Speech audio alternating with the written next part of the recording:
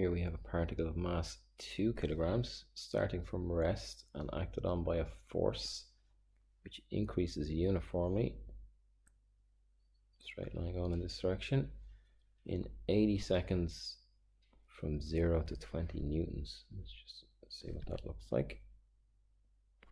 So force is increasing uniformly, and when it gets to this point, say, the time taken is 80 seconds, and the force that it's reached, if we have force here and time here, is 20 newtons.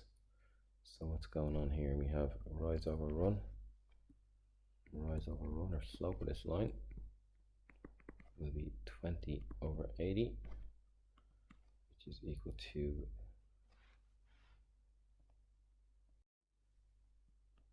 1 over 4. So we can see here that the force at any time 20, when t is equal to 80, force is going to be equal to time divided by 4. Force is equal to t over 4. And we also know that force is equal to ma. So that's the way into this question. So t over 4 is equal to m, which is 2 times a. So we're going to get acceleration in this question starting off is going to be dividing by 2t over 8. And in fact, if I read the question, that's what we were asked to show here. T over 8 ms to the minus 2, or meters per second squared. Then we're asked to prove that when the particle has moved a distance s, its speed is v, where 9s is equal to 8v cubed. Okay, so what are we looking at here? We have acceleration, so let's look at acceleration and time together. We look dv dt. We have a and t. dv dt is equal to t over 8. So we're going to get dv, or 8 dv if you want. 8 dv is equal to t, two equal signs. It's going to be equal to t dt. And we integrate these.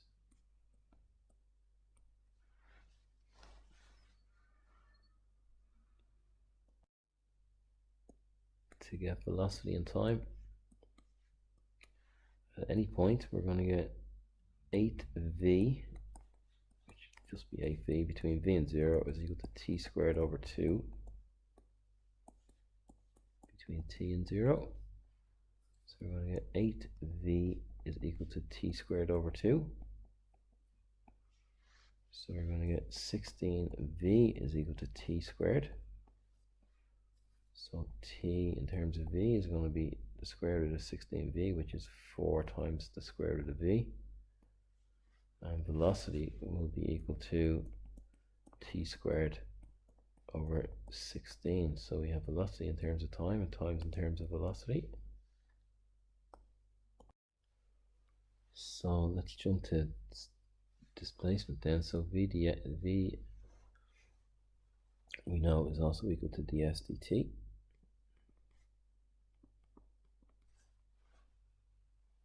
So we have t squared over 16 for our v. So t squared over 16 ds dt is equal to t squared over 16. So we are going to get 16 ds is equal to t squared dt. And if we integrate these, we get displacement and time.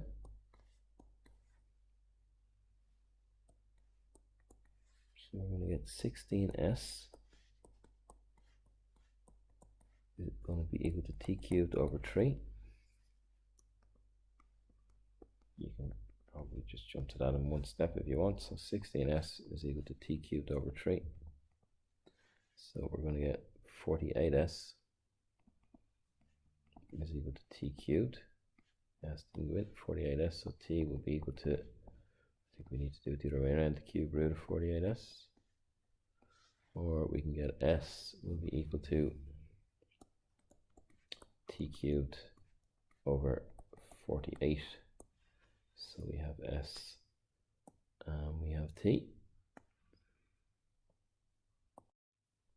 We're looking for s and v. So s I have in terms of t, so I can put in here s from this one is going to be equal to t cubed over 48, 4 by the square root of v cubed over 48. So s will be equal to 64 v to the power of a half to the power of 3, so it's v to the power of 3 over 2, 64 v to the power of 3 over 2 over 48.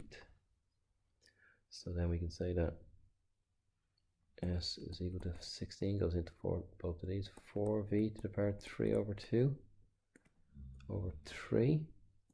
So 3s is equal to 4v to the power of 3 over 2.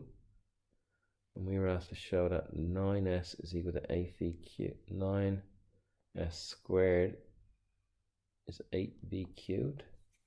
Squaring both sides, 9s squared is equal to 16 v to the power of 3 over 2 squared. Sorry, the 2 is there.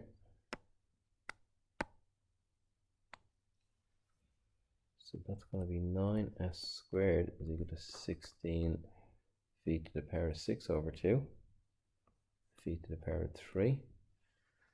And I've tried this a couple of times, and this is what I've gotten each time. 9s squared is equal to 16v cubed.